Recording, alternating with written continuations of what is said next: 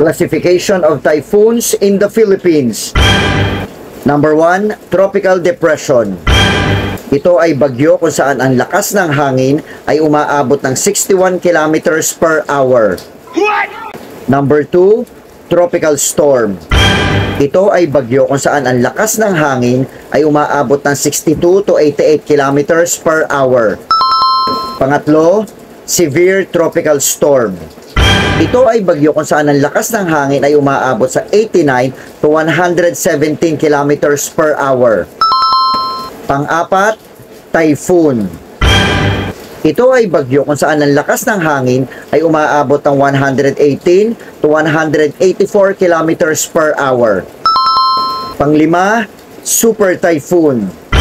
Ito ay bagyo kung saan ang lakas ng hangin ay lumalagpas na sa 185 kilometers per hour.